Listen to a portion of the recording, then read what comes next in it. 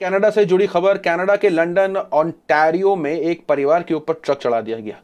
जी हां, परिवार के 5 सदस्य थे, जिनमें से 4 की स्पॉट में मौत हो गई और एक बच्चा इस वक्त हॉस्पिटलाइज्ड है। मुसलमान परिवार था। इनके ऊपर ट्रक चढ़ाने वाला एक 20 साल का लड़का है और डिटेक्टिव के उस ऑफिसर के बयान के मुताबिक ये क्राइम जो हुआ है वो इस्लाम और मुसलमानों से नफरत की वजह से।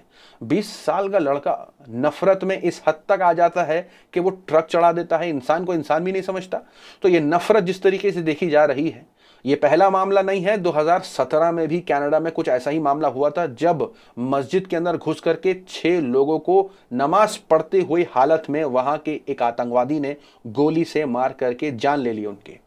ये फिर एक और मामला देखा गया, क्योंकि लोकल के बयान के मुताबिक ये एक हादसा पहले भी हो चुका है 2017 का, जो काफी भयानक था उनके लिए। और ये एक और हादसा हुआ है जहां एक परिवार के ऊपर ट्रक चढ़ा देता है, वो भी 20 साल का लड़का। यहां सवाल यह पैदा होता है कि इतनी नफरत की जगह कैसे बन रही है किसी भी मुल्क में। लेकिन सबसे बड़ी बात यहां यह है कि वहां के प्रधानमंत्री जस्टिन ट्रूडो भी इस पर नोट करते हैं और नोट करके ट्वीट करते हैं। जी हां, अपने आप में तारीफ के काबिल जो उन्होंने किया है। मैं शेयर करना चाहूंगा जस्टिन ट्रूडो ने क्या लिखा इस पूरे मामले पर। उन्होंने कहा कि यह पूरा जो हादसा हुआ है काफी डरावना है।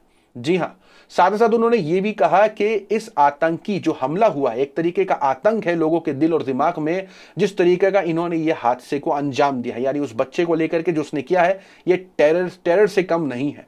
साथ ही साथ उन्होंने ये भी कहा कि वो उस बच्चे के साथ है जिस वक्त वो हॉस्पिटल में है और वो उनके जहन पर रहने वाला है।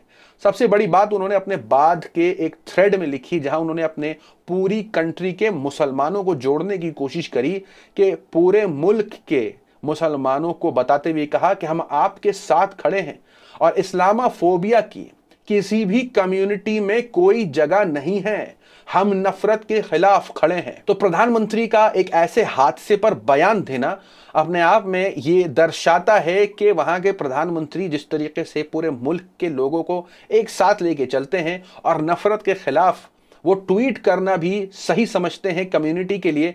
लेकिन वहीं दूसरी तरफ क्या होता है, वहीं दूसरी तरफ ये भी होता है कि जहां पर मुसलमानों को मार दिया जाता है, मॉब लिंच कर दिया जाता है मुसलमानों को, तो वहां पर जो लोग मॉब लिंच करते हैं उनके सपोर्ट में रैलियां निकलती हैं, उनकी आज़ादी के लिए बयानबाजियां होती हैं, उनकी आज़ादी के लिए नारे लगाए जाते हैं। लेकिन जो मर गया है वो मरने के बाद भी आतंकवादी ही होता है। लेकिन जिस तरीके से कनाडा के प्रधानमंत्री ने कहा है, अपने आप में तारीफ के काबिल, लेकिन जिस तरीके से दूसरे मुल्कों में इस मामले को देखा जाता है वो अपने आप में शर्मिंदा कर देता है इंसानियत को। हिंदू मुसलमान तो दूर की बात है, इंसानियत को ही शर्मिंदा कर देता है। लेकिन वहीं दूसरी तरफ शेयर कर दूं कि इस पूरे मामले पर तारिक फतेह जो हैं वो ट्वीट कर देते हैं हॉरिफिक बताते हुए। लोग उनको पहले ट्रोल करते हैं ये कहते हुए कि ये तुम्हारे ही बीज बोया हुआ है, कनाडा से तुम भारत आ गए, भारत में आकर के तुमने मुसलमानों के खिलाफ जहर उगलना शुरू करा, तुम्हारी दाल कहीं नहीं गली। तुमने पाकिस्तान में कोशिश करी, तुमने कनाडा में कोशिश करी, अब तुम यहां आकर के कर रहे हो। वहां तुम इसलिए नहीं कर सके क्योंकि तुमको वहां नफरत फैलाने का मौका दिया नहीं गया।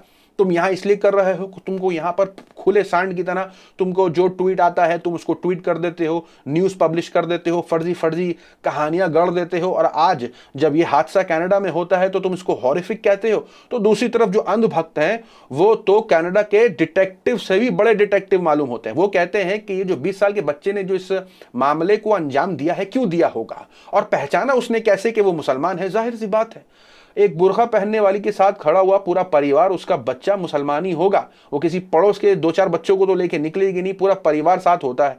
और उसको देखना, आइडेंटिफाई करना और किसी नफरती इंसान के लिए किसी की जान ले लेना, और जाहिर सी बात है अगर उसके साथ कोई और लोग भी मर जाते तो उस बच्चे को खास फर्क पड़ता भी नहीं 20 साल के जिसने उनका कत्ल किया है, क्योंकि उसका मकसद ही कुछ और था। जो ट्रक के नीचे आ जाए, मर जाए, तो वो पूरा परिवार ही उसके अंदर जो है वो खत्म सा हो गया।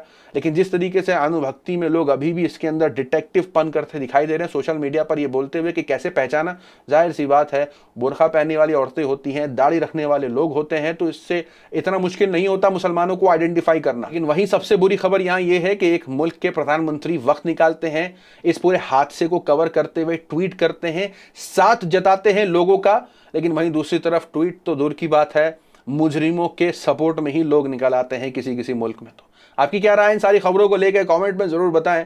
मिलते हैं आपसे अगली वीडियो में, तब तक के लिए अपना ख्याल रखें।